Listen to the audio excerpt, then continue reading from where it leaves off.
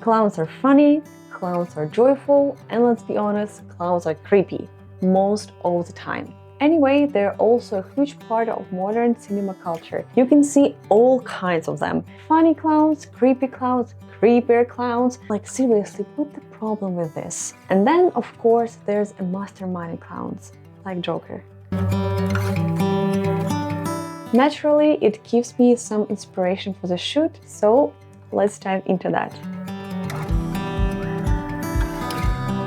Hey, my name is Zillums and welcome to my art photography channel. Today I'm going to show you how we did an artsy photo shoot in one of the tiniest spaces you can imagine, my friend's apartment. Big shout out to them for being so patient through all the process. But the real magic here is how we turn a simple idea into something beautiful, emotional, and totally unexpected.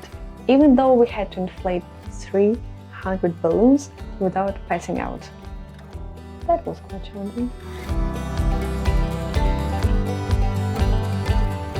Clowns, right?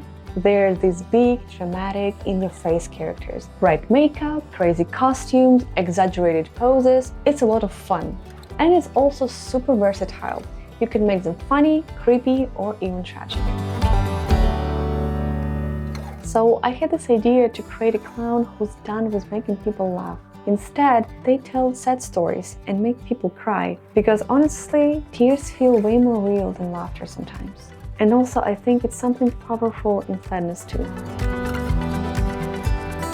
I didn't really like clowns as a kid. To be honest, they used to freak me out. But now there's something about them that I'm finding fascinating. Maybe because they're so dramatic and all over the top. But how about you? Did clowns scare you when you were a kid? Or you're one of the people who love them? Share your thoughts in the comments. I would love to hear your experience. So, alright, we have the idea, but how to make it happen? Here is a place when things are getting tricky, because finding the right costume was a challenge. Then there was this whole where are we going to shoot it thing. But that's what makes photography so beautiful. It's all about working with what you have and getting creative. We were actually looking for a studio, but then my friend invited us to their apartment instead, and I was like, okay, let's do that. I knew it would be a challenge since the space was tiny, but that's also what makes it more interesting. Working in a tight spots forces you to get creative because you don't have the freedom to move around too much. But that's the beauty of it. You have to do things in a new ways to make it work. Photography for me is an ultimate collaboration. You're working with spaces, models, props, and sometimes even the weather. Honestly, making everything alive feels like a small miracle. Before anything else, I made a quick sketch to lay out the vibe I was going for. It wasn't the final shot, just a guideline to feel of it. Then I put together a mood board to show the team the kind of emotion and narrative I wanted. Here's the thing, I don't want to just recreate the sketch. I want everyone to bring their own creative energy to the table, because this is for me the magic and the beauty of the collaborative process. And photography is a collaborative art. I also had this model who ended up becoming not just the perfect fit for the shoot, but also my soulmate and later my roommate. And I think it's so funny how things work out sometimes. You never know who you will meet during the photography creative process. And I don't know, photography just gifted me the best humans on earth.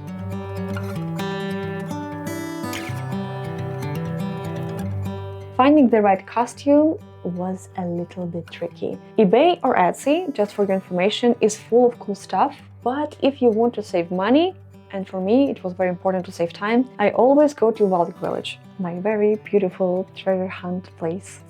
Love it. Overpriced corporative thing. It was right before Halloween, so there was some seriously weird stuff in there. I found this dress that wasn't meant to be a clown costume, but it worked out perfectly. I paired it with some strip tights, red boots, and collar that I'm pretty sure is a toddler's ballet outfit. And boom, a clown costume.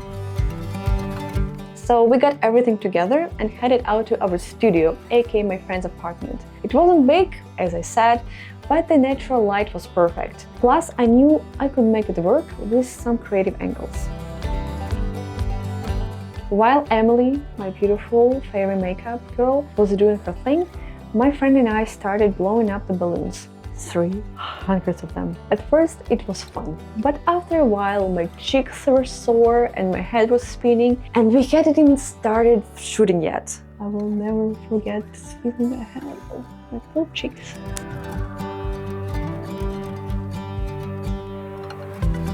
I shot with my Sony a7 III and Sigma 2470 2.8 lens. Normally I prefer primes, but for this shoot the zoom gave me flexibility, especially since we didn't scout the location in advance. And let's be real, I wasn't about to risk missing the shot because I was stuck in a weird corner with a fixed lens, because I have to think about more than just my vision. My photography is a team effort, and I want to make sure everybody's hard work shows up perfectly. The shoot itself was fast and messy. The space was small, the light was shifting, and the balloons kept floating around. But that's the coolest thing, right? I started getting creative with angles, shooting from different corners, mixing wide shots with close-ups, and using the balloons to add a texture to the shots. Oh, and fun fact, I used a black cardboard, something that normally is a reflector, to block the balloons from floating away, because on the shows like this, you gotta work with what you have.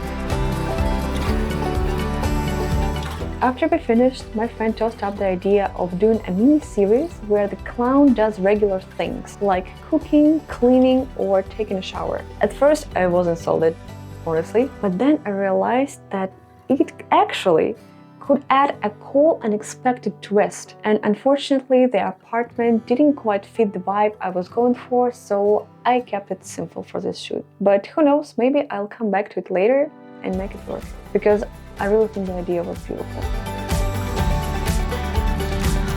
After the shoot, it was a balloon popping time. And if you're like me and terrified of loud noises, there's a tip. You just snip the tail of the balloon instead of popping it. That way you get a gentle deflate instead of scary pop. When I edited these photos, I went for a nostalgic and dreamy vibe. I also played around with Photoshop AI generative fill, which isn't usually my style, but it created this surreal balloonsy effect that really made the images pop. This photo shoot was a blast. Messy, exhausting, but totally worth it. Oh, damn, I was so happy. I was very happy with this picture.